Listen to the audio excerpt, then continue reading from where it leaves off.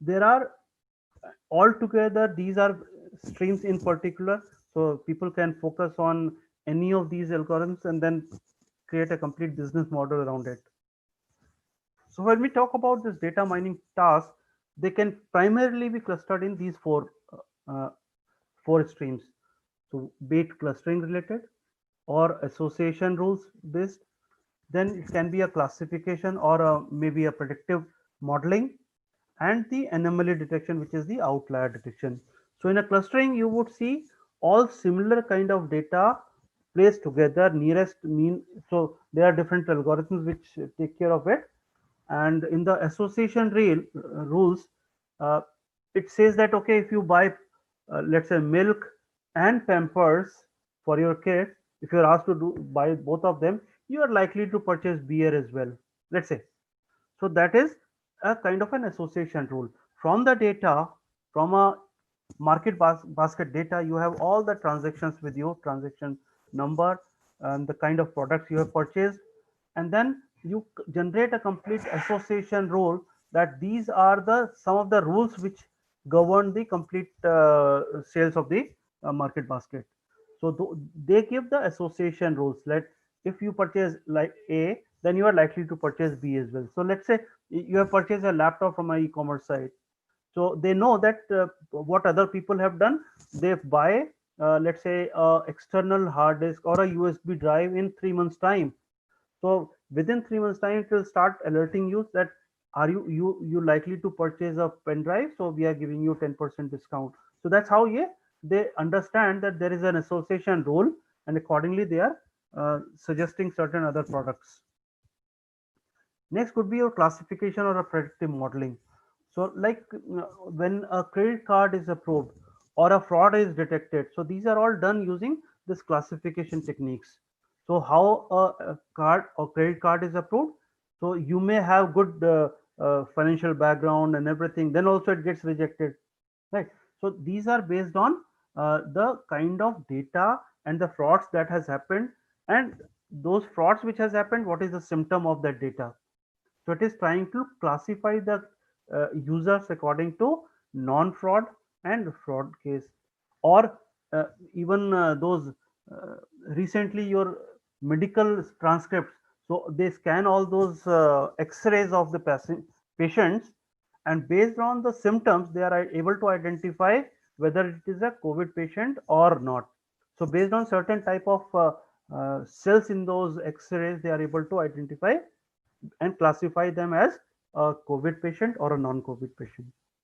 So these are all kind of predictive modeling based and a classification techniques. So this could be an example wherein so based on that data, it has generated a classification model, and then you are able to predict a fraud, or you are able to provide the credit worthiness of a, and based on the predicting a credit worthiness of a customer, you are either giving approving a credit card or disapproving it. Then these could be other another classification task, like I said, credit card transaction, whether it is legitimate or fraud, it can identify based on the previous patterns. Classifying the land cover by water bodies, urban. So in uh, Atlas, you would have seen a similar kind of a same height based, same temperature based different graphs, right? So they all are created using the classification techniques. Or even predicting a tumor cell, whether it is benign or malignant. So these are all classification techniques which are used in the industry. One of the example could be a fraud detection. So predict a fraudulent cases in credit card transaction. So like if they perceive a likelihood of a fraudulent transaction, they take a corrective action. So they get alerts based on the fraud detection techniques, and whether a particular kind of a particular transaction or a consumer is getting fraudulent, so immediately they stop those credit cards. It can also be used for the churn prediction of those telephone customers. So what they do, they try to identify a customer based on whether are you calling their help desk regularly, Are you getting certain issues in your services? So are you trying to complain a lot now? Or your bill payment has been delayed on a regular basis now? If those are the symptoms, the companies, these telephone companies, they understand that this consumer is likely to change the service provided now. So it's a uh, so they understand the churn based on the churn prediction algorithm, and then they try to retain you, and they will give you certain goodies. So 100 SMS free, you continue with us, we'll give you 100 SMS free or whatever. So they start giving you some loyalty programs, loyalty points. So that's how the churn prediction is based on the classification techniques. Clustering, we said, finding similar kind of groups, and which are unrelated or different from the other group. That's how it starts clustering that data. And then these are all used in the sales of, or doing the target marketing to these customers. So like it will cluster these data. The point is that intra cluster distances are minimized. So all these points which are within a cluster, that intra cluster distances are minimized, and the inter distance between two clusters, the distances are maximized. So these are the two criteria on which the clustering algorithm works. And then you can have the k-mean clustering or the hierarchical clustering, and this is a supervised clustering learning mechanism. So you group the data and to form a different categories, and that cluster houses to find distribution patterns, or maximizing the, so the principle is maximizing the intra class similarity and minimizing the within the class similarity. So based on two criteria, we have these two major algorithms. One is called k-mean clustering. So in k-mean clustering, what happens is, let's say we have a n observation data. So let's say hundreds of data, and we want to create three clusters or four clusters, let's say. So we randomly place three centroids in different points, and then try to capture the distance between that centroid and the nearest points, and try to find the minimum of them, right? So the aim is to partition these n observations into k clusters, in which each observation belongs to the cluster with the nearest mean. So then it becomes a kind of a iterative process. Then the points which it has taken, it tries to find out the mean of these points. And if the mean is away from this centroid which has been randomly placed, so in the next iteration it marks that mean as the centroid, and then calculates the distance formula again, and then it tries to minimize again. And if the mean of the points which has been identified is away from the centroid, then it in the next iteration it again assigns the mean as the centroid. So that's an iterative process, and finally when centroid and mean becomes same, that becomes one of the clusters, right? So it is assumed that within 8 to 9 iterations the centroid and mean stops moving, and that is identified as the clusters. So this is called the k-mean clustering. Similarly, the concept of that Venn diagram, overlapping of the data and all that, gives you the concept of a nested cluster, which is called the hierarchical clustering. And the presentation can be in a dendrogram. So if we want to create, let's say, two clusters in this, so we have to pass a line, horizontal line at the top just below the let's say point 3.35, which means that all these points, which is 3, 6 and 4, becomes one cluster, and 1, 2 and 5 becomes the second cluster, right? And let's assume we want to create three clusters. So which means that we have to pass the point at 0.25, and this becomes one cluster, right? Which is 3, 6 and 4. The point 1 is a separate cluster which has a different identity and different kind of characteristics, and the third cluster becomes 2 and 5. So as many number of clusters we want, we can uh, bisect this dendrogram accordingly, and we create our number of clusters. So this is another approach called hierarchical clustering, and this output is called the dendrogram. So where all it can be used? So market segmentation. So like I remember we were developing a e-commerce portal for travel industry, and we were doing a lot of data analytics on the data we had received. So one peculiar finding was that every Tuesday there was a surge in the sales. So it was a similar pattern. So we wanted to identify what was the symptoms of those surge or the sales going up on every Tuesday. So we tried to analyze it, and we came to know that, and it was more done by the ladies on that day. So ladies doing a transaction, and that too on Tuesday, and the volume was quite high. So we realized that the couple would have decided on Sunday to have a trip, and the lady would have asked to do a transaction. Monday, the guy would have forgotten, and finally on the Tuesdays, the lady would have done a transaction. And that was the case. We tried finding out with some of the case. We called some users, and that was the reason. So what we realized, we started giving certain discounts and goodies on Tuesday mornings. And so based on the data pattern, we were able to identify certain surge, and when we started giving certain discounts to the consumers, our volume increased by double within a month's time. Believe me. So that was the effective use of data science when we were developing the e-commerce portal for the travel industry. Similarly, next is a association rule discovery. So we have seen that in market basket concept, when we buy some different products, so we have a transaction ID and all the products which we would have purchased. And based on this millions of transactions and let's say thousands of products in a e-commerce portal or a market basket shops, then we can generate a rule discovery method.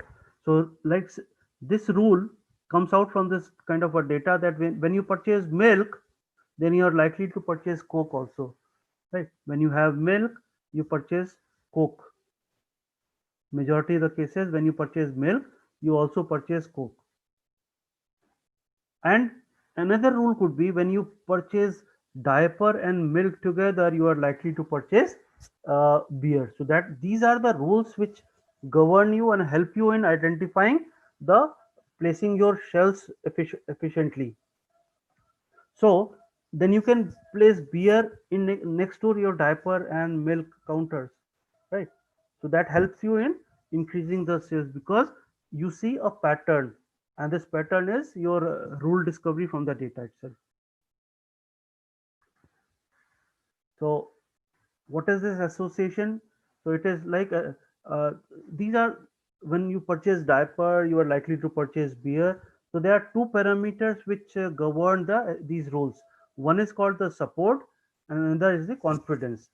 So support is it says how popular an item set is as measured by the proportion of the total transactions in which the item set appears. So it is the popularity of a particular item set. Next is your confidence interval. So this says how likely an item Y is purchased when item X is purchased. So that gives the confidence part of it. So support and confidence creates those rules in the association mining. And where all it is used, like market basket and analysis or your medical informatics. Next comes the outlier detection concept. So these are the data which are away from these clusters, right? But is it always good? So maybe it's an outlier. So the data object that does not comply with the general behavior of the data and detects significant deviation from the normal behavior are called those outlier analysis or outlier points, and which can be either removed or taken apart and clubbed together to form a different cluster altogether. These are all outliers. So it can be named as spam in your email, right? Or it can be an alert from a different country altogether. So when somebody tries logging in from a different company, that IP range has changed. So your behavior, or a transaction which is all of a sudden a 1 lakh worth of a transaction happens. You have been doing a transactions of 5,000, 10,000 only, but all of a sudden a 50,000 transaction happens. So it becomes an outlier. And if these banks have implemented these algorithms, so they come to know that this is an outlier and they get an alert. So immediately they, uh, based on that alert and the transaction ID, they would call the customer and try to find out whether it is you who has done this. Otherwise they will block and they will take a corrective action. So it helps them identify those frauds. So it could be a, examples could be a credit card fraud detection, or a telecom based fraud detection, or a customer segmentation according to, and medical analysis. So if you are able to identify COVID with the help to, with the help of this outlier concept, you can cluster them and make them outlier also. Next concept is called the regression. So it is the measure of the average relationship. So it is more of predicting. So based on the historical past, you are trying to predict the future. So predict a value of the given continuous value variable based on values of the other variables, assuming a linear or a non-linear model of dependency. So be it independent. So what is independent variable in this? So the variable which is used to predict the another variable. And what is this dependent? So these are the variables which we want to predict. So let's say I have x-axis and y-axis and the data scattered around, and we create a regression line which is best fits into this model. So based on the x value, we are able to predict the y. So y becomes your dependent variable and x is your independent variable. So this formula would be y is equal to mx plus c. This we have been learning from our class 12. So m is the slope of that line and c is the intercept on the y axis. So there could be some errors. So the actual formula becomes y is equal to mx plus c plus some delta or epsilon, which is the error based on the data which we get. So these are all coefficients. So c is a coefficient, coefficient of x is b, y is equal to mx, m is the coefficient of x here. So accordingly, we can calculate the value of y. Let's say I have the sales till December end, right? So I have a graph, and based on that same trend I can predict the value of my sales in March next year, or 2021. So these are used to do a future prediction. So I have this independent variable x and a dependent variable y and a lot of data scattered on this graph. So then I can plot a best fit model which will be a intercept, which is the c. So the formula becomes y is equal to b0, which is this intercept, plus b1x. So b1 is the slope of this line and some error, right? So error is your the deviation from all these. So a simple regression would fit a straight line in this data. So these are some of the details how the observations and the predicted value differences, and we have to minimize this value. There are three approaches to this regression. One is called linear regression, another is a logistic regression, and the third one is a probabilistic Poisson distribution regression, right? So in the logistic regression, it is more like a, even it is a, they are calling it as a regression, but it is more of a classification problem. So we are trying to best fit the model. It's a sigmoid model, and the values below this and above this can be treated as either 0 or 1. So any points above this are approved, or any points below this are, even though you have a best financials, then also you may get rejected. Your credit card may get rejected, right? With certain other parameters, maybe you may not have best financials, but then with respect to certain other parameters, your credit card can get approved, right? So approval, so it has two phases, two values, 0 and 1, true false. you may have corona or not, right? So that way it is trying to classify a particular this problem. So this is actually not a regression method, it is a classification technique. So these are various approaches to the data mining, and quickly we all have read about it, whether it is mean, median, mode one. So we can represent them in various that symmetrical data. So let it be a negatively skewed or a positively skewed kind of a graph. Accordingly, we know what kind of data is there in that, right? So these are various approaches to statistical output. We can plot it using the box plot or a histogram or a Q graph, which is a quantile plot, or compare between two different data sets, so quantile plot. So we finally we sort the data, and then accordingly we uh, create the percentile of it, and then plot it in a graph, so we know where that is skewed or where that curve is increasing a lot, so we understand, we can analyze lot from the Q plots and compare two using the QQ plot. And then we have the scatter plot, which we can create the regression analysis. So this is about the box plot, where we can represent quartile 1, which is 25% of the percentile, 50% is and the Q2 and Q3 is your 75%. So anything, so this interquartile range is Q3 minus Q1, and the outlier becomes 1.5 times the IQR. So anything lower or above 1.5 times the IQR becomes your outliers. So any points which are far away or lesser values may become your outliers, and that this formula makes it you identify the outlier method. So this box plot can be presented with your 25 percentile or your median here. Then you can have the 75 percentile and certain outliers, which could be lower as well as the upper uh, quartile, the outliers. So this is the method of finding the outliers from this data. So when you sort the data and present it in a graph and in a percentile, so that is called the Q plot, quantile plot. And comparing two different type of data, you can use QQ plot. So word cloud is again a method of plotting the data. So against your Twitter different key hashtags, you can identify what other topics people are talking about. So be it business analytics, and then when you are talking about, you have search for business analytics, then lot of other keywords would be there, like modeling, predicting, right? Regression, statistical modeling, planning tools, OLAP.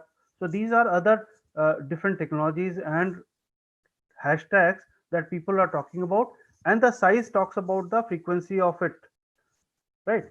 And this frequency and plot can also be used for the sentiment analysis. So what keywords people are talking about negative about this product? So people, these companies which these are product companies, they have started using the sentiment analysis from the different social media mining. So what they do, they extract a lot of data over time, and then they find out what is the sentiment of the people, whether they are talking positive about the product, negative about the product, or still they are neutral about it. So based on that, who is the most critic of these products? So they will try to connect with them and try to find out the issues from them, right? These are various other visualization just methods. You can go through them. I'll share this presentation with you. And when we say building and maintaining a complete data mining system, so these are 4 5 step process. First, you have to identify the problem statement, what you are trying to achieve from this data science project. So that you have to very clearly identify. Accordingly, then you have to collect the data, right? And collect the data from different sources. If you have to do a whether what people are talking about my product, let's say that's a problem statement. Are they positive or negative about me, right? So then you have to start collecting the data from Facebook or internet or Twitter or some other whatever sources you have, right? And then you have to then transform the data into some meaningful information. So you have to run your models on that and identify whether people are positive or negative about it. If that model fits into that data, you can move it to production. If there are certain changes required, you can do a fine tune of this model.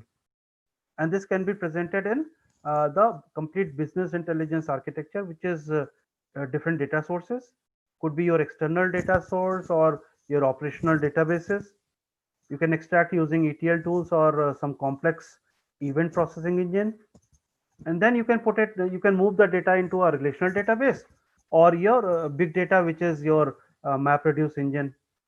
And finally, you can use OLAP servers or data mining and text analytics engines for the reporting purpose, which can be presented into those different dashboards and different outputs, which are meaningful data.